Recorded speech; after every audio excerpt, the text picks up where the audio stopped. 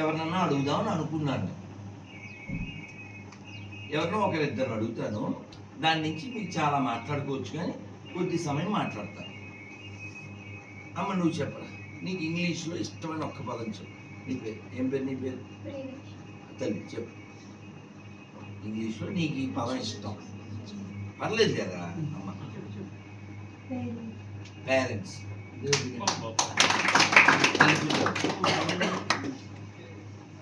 నువ్వు చెప్పేదని ఇంగ్లీష్లో నీకు ఇష్టమైన నువ్వేరా?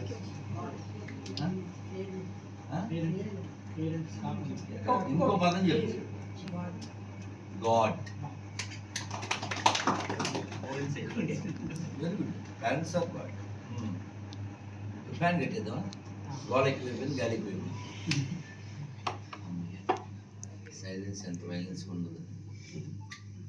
రైట్ పిల్లలు, ముందు ఒకసారి మంత్రం చెప్పేసి, మాతృదేవో భవ, పితృదేవో భవ, ఆచార్య దేవో భవ, అతిథి దేవో భవ. రైట్.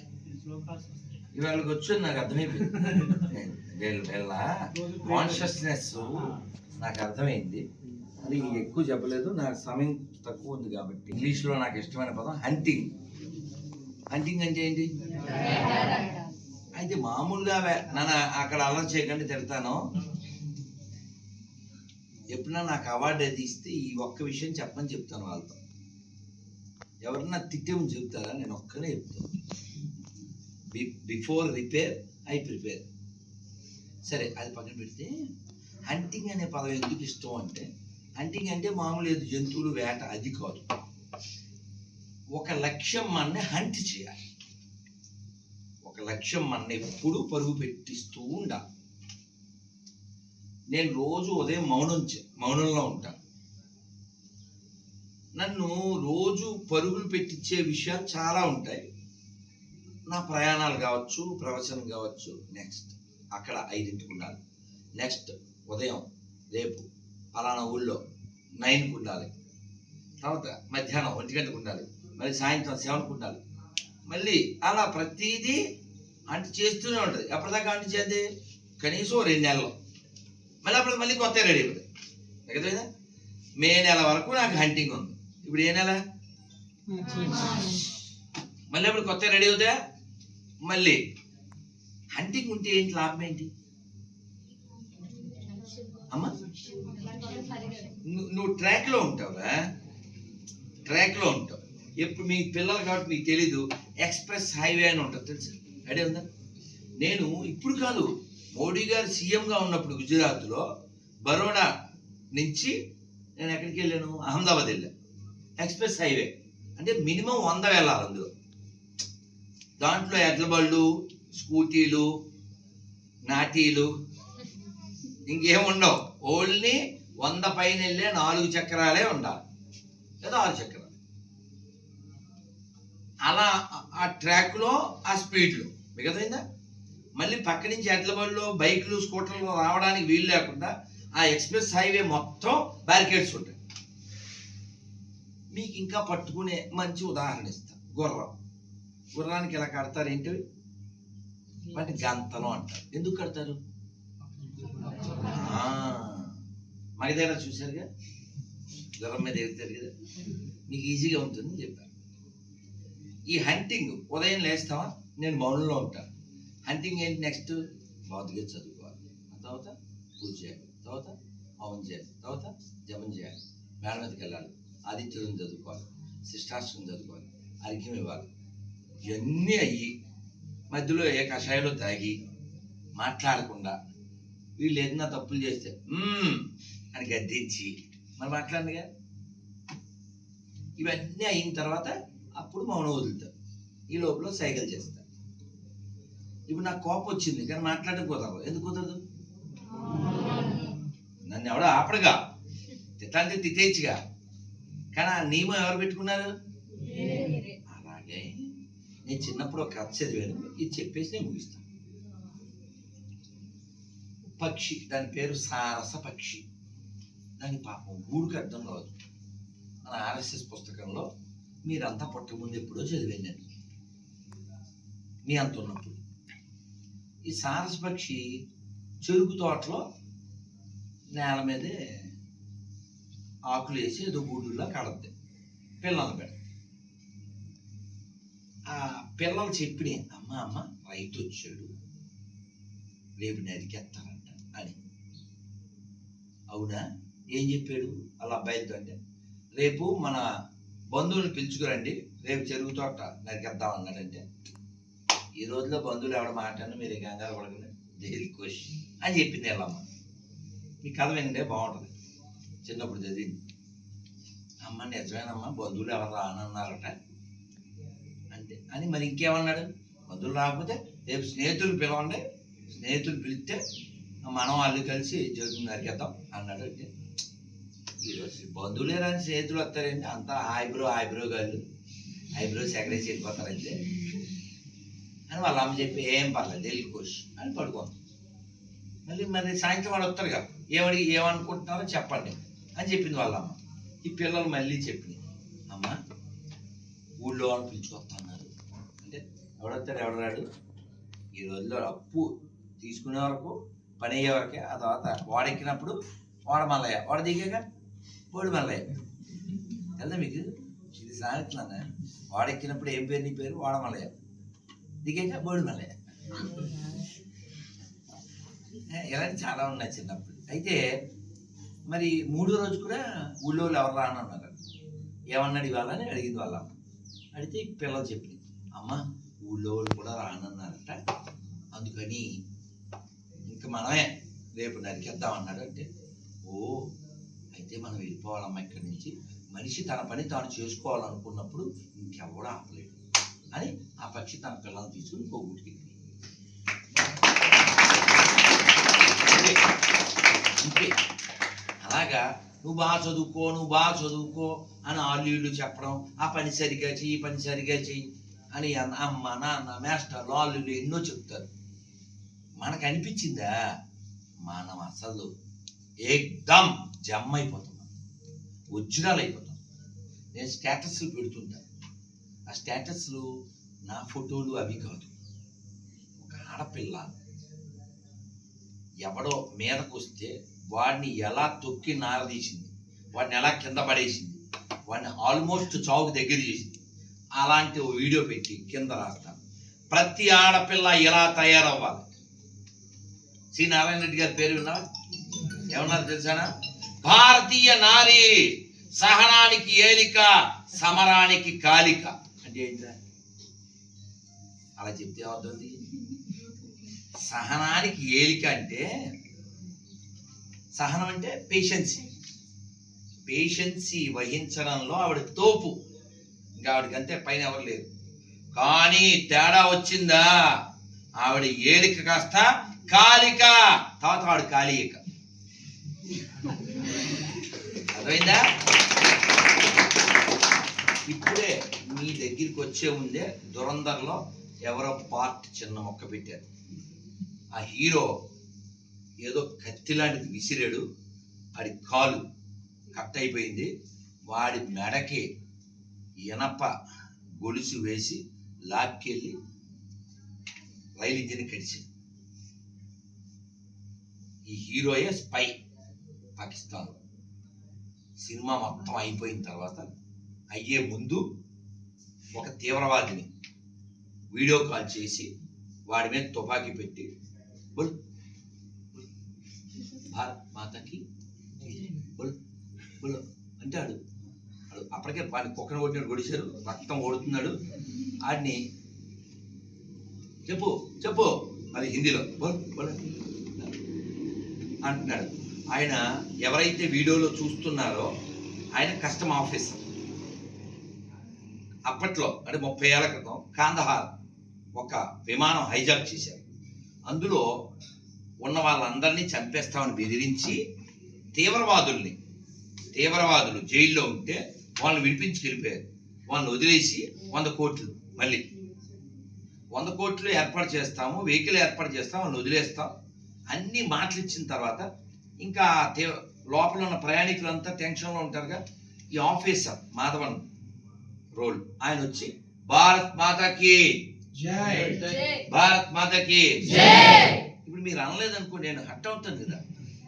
పాపం ఈయన ఆఫీసర్ అక్కడ నుంచి భారత్ మాత చేయండి ఎవడ అంటలేదు, మనోళ్ళే. ఎందుకంటే వెనకాల ఈ 100 కోట్లు తీసుకున్న తీవ్రవాది తుపాకీ పెట్టి దురంధర్ వర్ణం. ఈ Dhurandhar revenge in other range. అర్థమైందా? వాళ్ళు అననివ్వలేదు. వాడు తుపాకీ పెడితే ఎవడైనా భయం కదా. ఎవ్వరు బాత్మాత చేయడం లేదు. ఎవడైతే అననివ్వలేదో వాడి మీద తుపాకీ పెట్టి అనిపించిన తర్వాత వీడియో కాల్లో ఇది 6 అడుగుల బుల్లెట్, నోనో ఇది 6 అంగుళం బుల్లెట్ అంటే వేసారు. వాడిని వేసిన తర్వాత ఒక్క డైలాగ్ వస్తుంది ఏంటంటే, ఏ పురాణా భారత్ నై ఏ నయా భారత్ హై. అదవుతుందా? ఇదంతా ఎందుకు చెప్పారంటే మీరందరూ కూడా రాబోయే భారతానికి కాబోయే వారసులు, నాయకులు, నడిపించవలసిన వాళ్ళు అమ్మా. కాబట్టి మీరంతా 6 రకాలుగా బలంగా ఉండాలి. ఎప్పుడైనా అమ్మ మేడ మీద ఏదైనా మర్చిపోతే రాత్రి 10ంటికి 11ంటికి గుర్తొస్తే నేను వెళ్ళి తెస్తాను ఒక్కదాన్ని అన్నం చేస్తాను. ఇప్పుడే ఎలా ఉంది? ఇప్పుడే భయమా? మన మేడ, మన ఇల్లు, మేడ మీదకి వెళ్ళాం. ఎందుకు భయం? దెయ్యం ఉంటుందా? చిన్నప్పుడు మేము వేరే కబడ్డీ ఆడతారా మీరు? నేను ఇప్పుడు రెడీ, టైం లేదు కాబట్టి ఆడలేదు, అంటే ఆడేస్తాను. అప్పుడు మేము చిన్న తెలుసా కోత తెలుసా? కబడ్డీ కోతలు తెలుసా? ఒక కబడ్డీ ఒకటిగా చాలా ఉండే తెలుసా? చెట్టు మీద దెయ్యం, నాకే దెయ్యం, దుబ్బిచ్చి తెలుసా? చాలా ఉన్నాయి. చెరుకు తోటలో చేటలు బియ్యం. అది రెడీ, మా బ్యాచ్ రెడీ. తడి పొచ్చమ్మ గుడి, మా బ్యాచ్ రెడీ. నన్ను భయం ఎందుకురా? మన మేడ ఎక్కకపోతే ఇంకెవరెస్ట్లు ఏమెత్తావునా మనం? ఎప్పుడైనా దొంగోడొచ్చి ముసుగుతో వచ్చి రాత్రిపూట వచ్చి లైట్లు వెయ్యినప్పుడు, లైట్ వెయ్యగానే ఆడు కనబడకుండా మీకు లైవ్ చూపిస్తుంది. మీరు చూసారా? అదే చూపించారు. అవి సగం పోయి పక్షులు ఎగిరిపోయి. ఎరా అమ్ములు, మీరంతా మా పిల్లలు కదా, బంగారు తల్లి కదా. ఎరా నాన్న స్ట్రాంగ్ ఉండాలి తల్లి. భయం ఉంటుంది కానీ భయం లేకుండా ఉండాలంటే ఎలాగా తెలుసా? ప్రహ్లాదుడు తెలుసా? చిన్నపిల్లోడు కదా, ఆయనకి అన్ని హెరాస్మెంట్లే కదా, అన్ని ప్రాబ్లమ్సే కదా. ఎవరు బయట వాళ్ళ? ఎవరు? వాళ్ళ నాన్నే కదరా. నిప్పుల్లో వేసాడా? సముద్రం మధ్యలో పడేసాడా?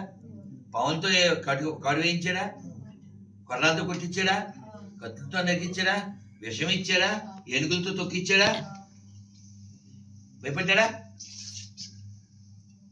భయం ఎందుకు వస్తుందో చెప్పనా? నాతో ఎవరు లేరు, నా వెనకాల ఎవరు లేరు అనుకున్నప్పుడు భయం వస్తుంది. కానీ మనం అందరూ ఎప్పుడు గుర్తుపెట్టుకోవాలి, భద్రాచలం ఇక్కడికి ఎంత దూరం? 120. అక్కడ ఎవరున్నారు కదా? ఇక్కడికి భద్రాచలం 120. రావుని మర్చిపోతే మనం 420 కదా. అందుకే మనం అంతా రాముడిని గుర్తుపెట్టుకుని లోపల విత్ కాన్ఫిడెన్స్, విత్ ఫెయిత్. పిల్లలు చెప్పండి అందరూ, రాముని వారము, రాముని వారము, మాకేమి విచారము, రామా నీదే భారము, దాశరథి నీవే మాకు ఆధారము. అంటే ఎగ్జామ్ ఉంది, ఇది పాడితే ఎగ్జామ్ ఆయన వచ్చి రాయడు. రాముని వారము అంటే మనకు భయం లేకపోవడం కారణం నాతో రాముడు ఉన్నాడు అని. మన పరిమాణేమని కాదు, మన పరిమాణం చేస్తూ నాతో రాముడు ఉన్నాడు అని ధైర్యం కలిగి ఉండాలి. రాముడు మనతో ఉంటే భయం ఎక్కడి నుంచి వస్తుంది? సీతాదేవి ఒక్కతే కదరా అడవిలో ఉంది. అక్కడ అశోకవనంలో ఒక్కతేనా? తోడు ఎవరన్నా ఉన్నారా? ఒక్కళ్ళ ఫ్రెండ్షిప్ ఉన్నారా? ప్రేమగా మాట్లాడే వాళ్ళు ఉన్నారా? అంత బాధ కదా. భర్త దూరం, మాట్లాడేవాళ్ళు లేరు. రోజు ఆడొచ్చి వెదవ కామెంటరీ అంతా చేస్తాడు. ఎవడు? కానీ సీతది ఎంత స్టబాన్ అంటే తెలుసు కదా, ఇంగ్లీష్ ఎంత స్ట్రాంగ్ తెలుసా. ఆడు విల్ పవర్. ఆడొచ్చి నేను తెలుసా నాకు ఎంత తోపు తురుమో అని పెద్ద లిస్ట్ చెప్తాడు. నేను మొత్తం అందరినీ జయించేశాను, నేనంటే అందరికీ హాటలో, నాకు మొన్న ఇచ్చారు మేడలో, నిన్నే తిన్నాను వాడలో, ఇలాంటివన్నీ వాగుతుంటాడు. ఇది పొద్దున్నే తెలుసా, పొద్దున్నే బాసిమోహం ఇక బాగా తెలుగు జోక్ కాదు, రామాయణంలో ఉన్న మాటలరా. నేను ఇలా సరదాగా చెప్తున్నాను. రామాయణం 10th క్లాస్లో ఉంది, సప్లిమెంటరీ మొత్తం రామాయణం ఒక కథ ఉంది. అద్భుతం అద్భుతం. ఇంకా బతుకున్నాను కాబట్టి కొట్టుకొని రావడం.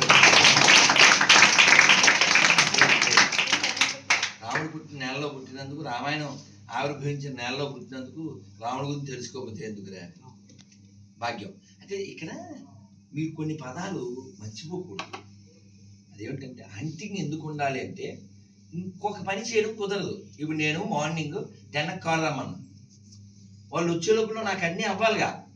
సెల్ ఫోన్లో అది కుదరదు. నా పని నన్ను హంట చేస్తుంది. ఇప్పుడు చూడు, ఫోను జేబులో ఉంటుంది, మనమేమో ఇలా వైలెంట్. ఈ ఫోన్ చూస్తే సైలెంట్. ఇక చూడు ఎవరో కాల్ చేశారు, ఇలా ఇన్ని మిస్డ్ కాల్స్ ఉంటాయి. ఇందులో లాస్ట్ ఇయర్ కూడా ఉంటాయి. నాకు కుదిరినప్పుడు రిప్లై ఇస్తుంటాను. జోక్ కదా సార్, మీరు మొన్న మధ్య ఫోన్ చేశాడు. మొన్న అంటే సెప్టెంబర్లో అంటే ఆడు ఎందుకు చేశాడు అని నచ్చిపోతాడు. అదేరే కదా, నాకు కుదిరినప్పుడు ఎత్తాను అంతే. 24 గంటల్లోనూ ఇలాగా. ఎలాగంటే మీకు చూపిస్తాను, చెప్పరా. ఏదో ఈడేదో పెద్ద సీఎం కొడుకులాగా, పెద్ద ఈడే సీఎం లాగా ఎవరు బిల్డప్ కదా, బండి ఆపి శాంతంగా చెప్పరా ఏంటి మాట్లాడచ్చుగా. యా ఈడప్పుడు యోయో అవునా. చుట్టిలో తప్పిన ప్రమాదం, క్షణాల్లో పోయిన ప్రయాణం. అవునా కదా, అదేనా కదా. బాధగా ఉంటుందా మీతో సరదాగా చెప్తున్నాను. కానీ ఒక ఎదవ అది ఇంటరేమో చదువుతున్నాడు, వాళ్ళ నాన్న చాలా ఏదో కూలి పని చేస్తాడు. నాకు ఆ బండి కావాలి, ఆ బండి ఏదో RX ఏదో తో పెట్టి 2 లక్షలు కదా, అది కొనాల్సిందే, కొనబడి చచ్చిపోతాను ఇలా బెదిరించాడు. బ్యాడ్ ఏంటంటే కొనిచ్చాడు, చచ్చిపోతాడు. యాక్సిడెంట్. ఎప్పుడు కూడా గుర్తుపెట్టుకోండి, అతికిపోతే చితికిపోతాం. చితికిపోవడం అంటే 2 మీనింగ్లు ఉన్నాయి. చితికిపోవడం అంటే తెలుసు కదా, ఇప్పుడు ఒక మామిడి పొడి నేలకేసి కొడితే ఏముంది, చితికిపోతుంది. అలా చితి అంటే తెలుసు, తగలబడతారు. అదన్నమాట చితి. 2 మీనింగ్లు. తెలుగులో ఉన్న గొప్ప విషయం అది. అందుకని ఎప్పుడు అతికిపోకండి. అదేనా మీ ఈ మధ్య నేను ఆడితో మాట మాట్లాడితే సారంగతో ఓ సినిమా పేరు చెప్పాడు. అది నాకు తెలియదు ఆ సినిమా. కానీ నేను చూసిన రీల్ ఏంటంటే, ఓ లవరును ఆడు ఓ షాప్కి వెళ్ళాడు, కాఫీ షాప్కి. వాడు కాఫీ తీసుకుని ఆ అమ్మాయికి కూడా ఆఫర్ చేశాడు. అంటే ఎందుకు ఇప్పుడు ఇవన్నీ అంతే వెంటనే పెట్టుకుంటూ పడేసి చెప్పి ఇంకేం సంగతి చచ్చిపోయింది. అలా ఇచ్చే లోపల ఎందుకు ఇప్పుడు ఇవన్నీ అని మెలికలు జరిగింది. వెంటనే పడేసి చెప్పాడు, అంతే సగం చచ్చిపోయింది. సో మనం అతికిపోకూడదు. అలాగే మీకు తెలుసా, ఎప్పుడైనా భోజనం చేయించి అన్నప్పుడు మా నాన్నగారు చెప్పేవారు చిన్నప్పుడు, ఇప్పుడు ఎందుకు మా ఇంటికి వెళ్ళి తింటాం అన్నా, నీకు కూడదాం నువ్వు గొప్పకి వెళ్ళవసలు, గొప్పకి వెళ్ళా కూడతావు. అందుకని ఇప్పుడు ఆహారాన్ని నో చెప్పకూడదు. అన్నం పరబ్రహ్మ. అందుకని మీ దగ్గర చాలా బెరుకు ఉంది. బెరుకు అంటే ఏంటి? భయం కదా. భయం. మనకు ఉండాల్సింది ఏంటి? చదువుకో. మన హృదయం కావాల్సింది కరుకో. ఎవరిన అటాక్ చేస్తే నరుకో. వాడి మీద గురుకో, వాడి మెడకు వరకు.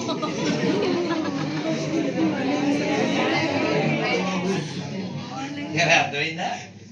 అందుకే నేను ఎంత ఎందుకు చెప్తా అంటే నాన్న, లోపల ఎప్పుడు ఒక డౌట్ పెట్టుకోకండి. ఒకవేళ ఏదైనా ఫెయిల్యూర్ ఎదురైంది లైఫ్లో, ఒక అవమానం ఎదురైంది, యాక్సెప్ట్ చేయండి, ఇంకో రూట్ మార్చుకోండి. ఇదంతా ఎందుకు చెప్తున్నా అంటే జీవితంలో చాలా వస్తూ ఉంటాయి. నన్ను అడుగుతుంటారు, నా వీడియోలు ఎవరన్నా చూసారా? పాపం మీరు పిల్లలు చదువులు కాబట్టి మీరు చూడరు, వాళ్ళు చూశారు కాబట్టి నన్ను పిలిచాను. నా వీడియోస్లో నన్ను పొగిడేవాళ్ళు ఉంటారు, కింద కామెంట్లో నన్ను తిట్టేవాళ్ళు ఉంటారు. నన్ను అడుగుతారు ఇంటర్వ్యూలో, సార్ మిమ్మల్ని ఎలా ట్రోలింగ్ చేస్తున్నారు కదా మరి అంటారు. నేను చెప్తాను, elephant walks, dogs barks, Radha Manohar rocks.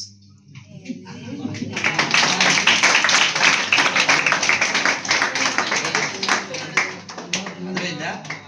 అంటే నేనే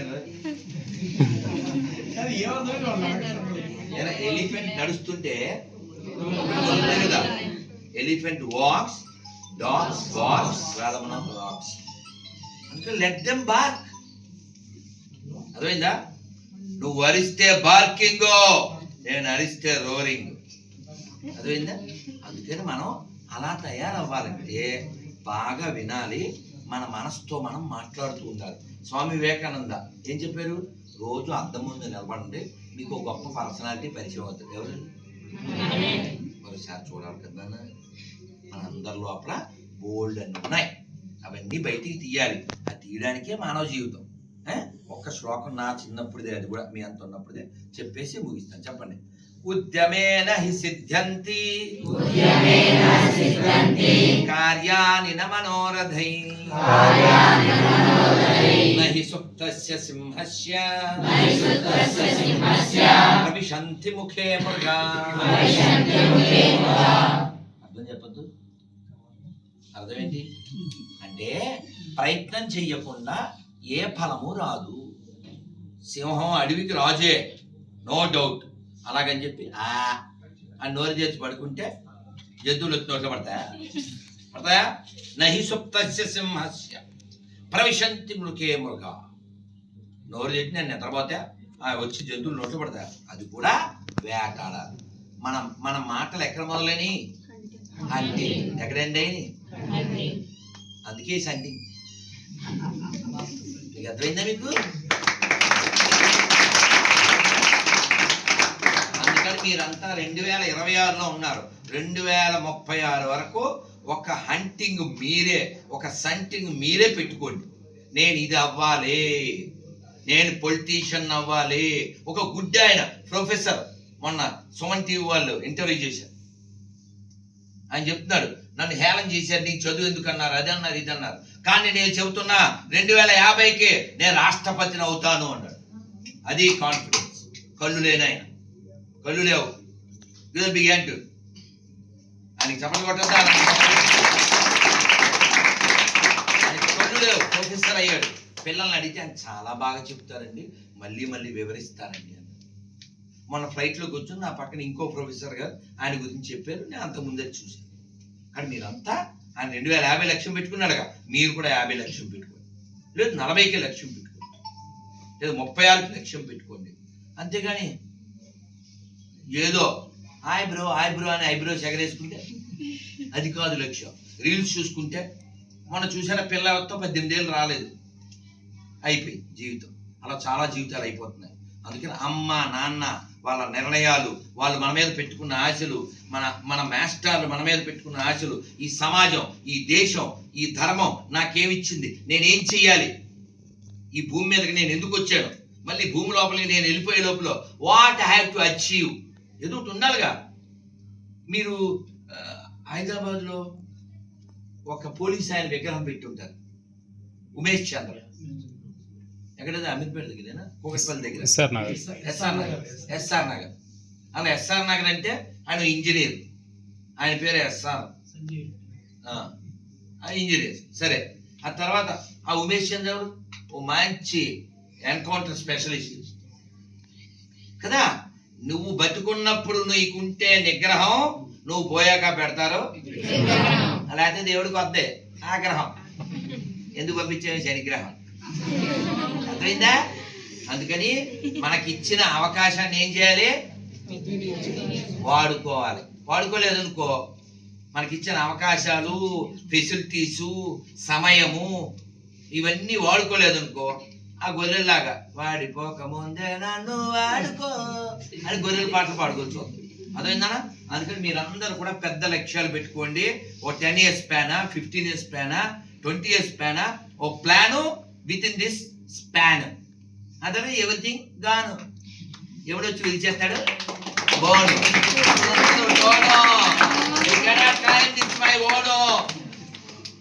అదవుతుందా నాన్న? అందుకని మీరందరూ మంచి లక్ష్యంతో ప్రశాంతంగా ఉండండి, ఆనందంగా ఉండండి. నాకు చాలా అంటే పిల్లలు 10th అనగానే టెన్షన్ నాకు వచ్చింది. మీకు రాలేదు, నాకు వచ్చింది. ఎందుకంటే అనుభవించి వచ్చాం కాబట్టి. కానీ నేను విన్న దాంట్లో ఇదొక్కటి విడిగా మొక్క చేయను అది.